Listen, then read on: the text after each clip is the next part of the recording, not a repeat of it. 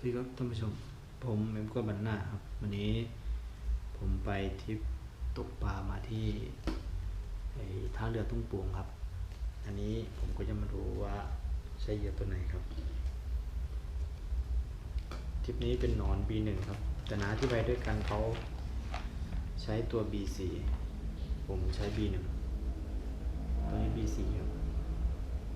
แล้วก็ผมใช้ B1 เป็นตัวนี้โอเควันนี้ที่เราใช้ก็คือสายหน้าตัวเดิมเป็นสายฟลูโรคาร์บอนขนาด6 ปอนด์ครับขนาด10 กรัม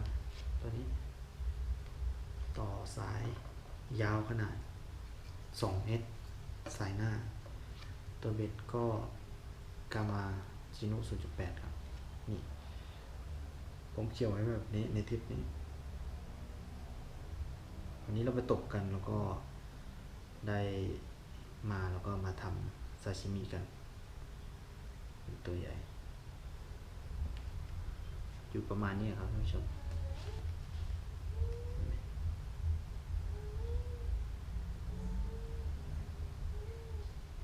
อันนี้ก็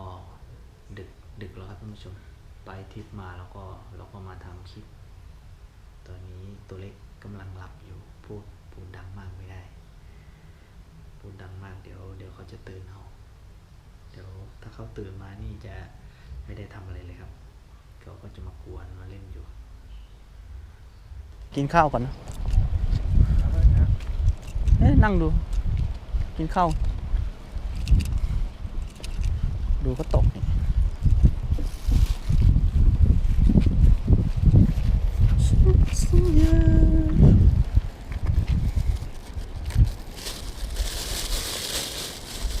โอ้ดีนะดีไหมก่อนเลยไม่เห็นตัวเลยก็อยู่มุมนี้โอ้จะต่อเสร็จ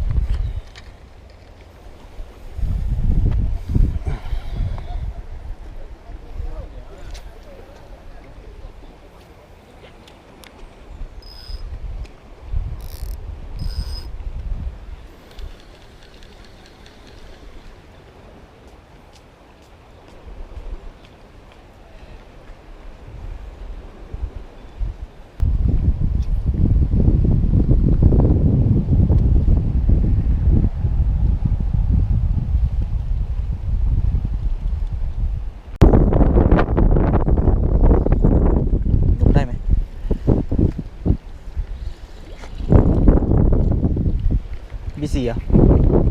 ให้สาวให้ไหมไ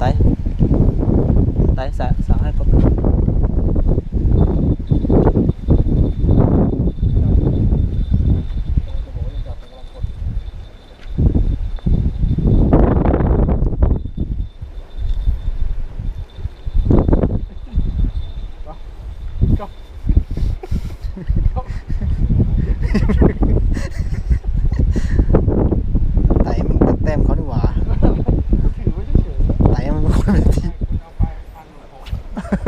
ปลามันกดลง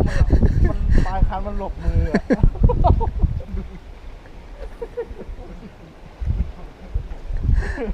ปลามันกำลังกดลงมันเอาทีนี้ออกปลายคันหลบหลุดเลย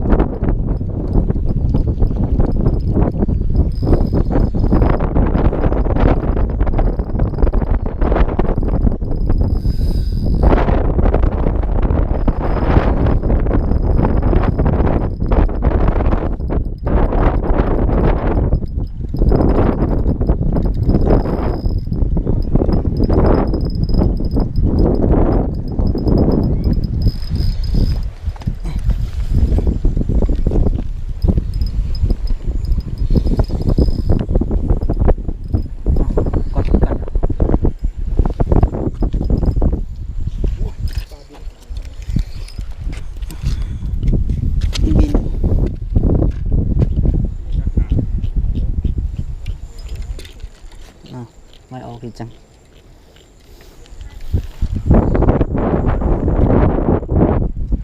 ดี๋ยวนั่งก่อนขี้เกียจยืนแล้วใจร้อนนั่งแบกเรื่อง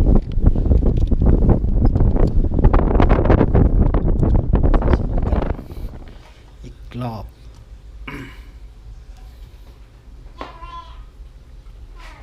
พริกนี้เดี๋ยวเราจะแล่เอาเนื้อมันมาแล้วครับเสียงตัวป่วนมาแล้ว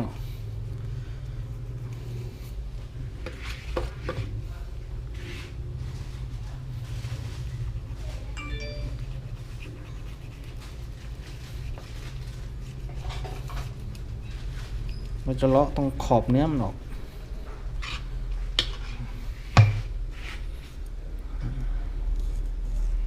เพราะว่าเราจะเอาส่วนที่ได้เนื้อเยอะที่สุดมารับประทานแบบนี้สดๆเลยเราอัดฟิตมาตกได้แล้วก็อัดฟิตมาเลยครับเลาะให้เป็นขอบแล้วเราก็ดึงนี้ผิวมันออก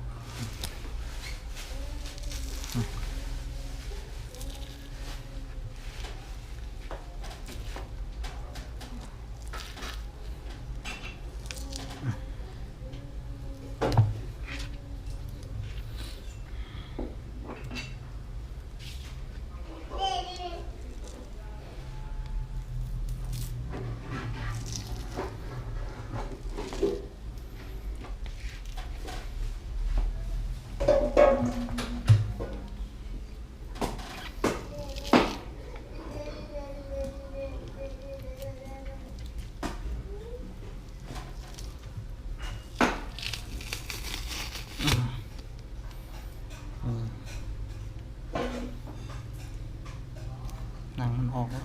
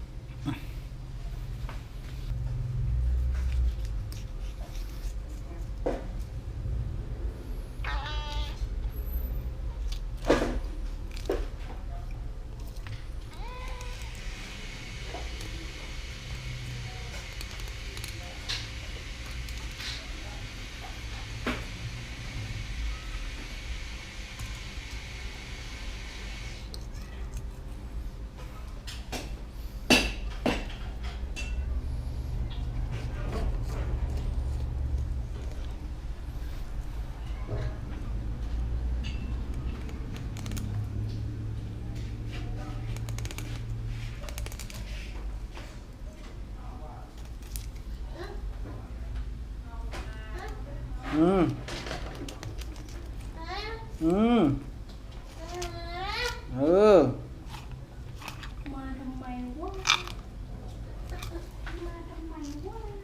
เรากินมาไปเรากินจะชวนป๊อกมานี่เดี๋ยวที่จะมาเล่น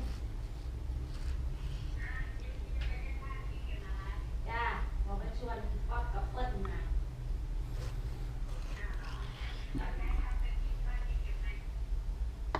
แกบอกจะมากินซาชิมิโยชิอ่ะ